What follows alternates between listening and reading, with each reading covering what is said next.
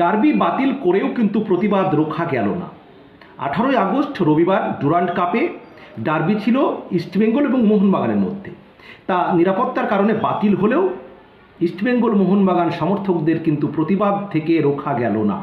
East Bengal Mohun Bagan Mohammedan sporting ক্লাবের সমর্থকরা একজোট হয়ে, সেই সঙ্গে সাধারণ মানুষ একজোট হয়ে রাস্তায় নামলেন প্রতিবাদ করতে। যুবভারতী ক্রীড়াঙ্গন থেকে 200 মিটার দূরে তারা প্রতিবাদ শুরু করলেন। বৃষ্টিতে ভিজে তারা প্রতিবাদ করলেন।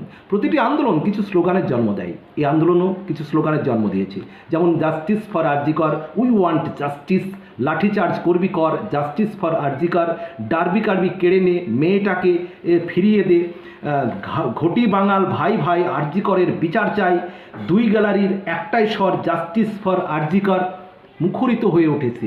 Salute salute. এইভাবে 3 মূল ক্লাবের সমর্থকরা একজোট হয়েছেন, বিরল দৃশ্য।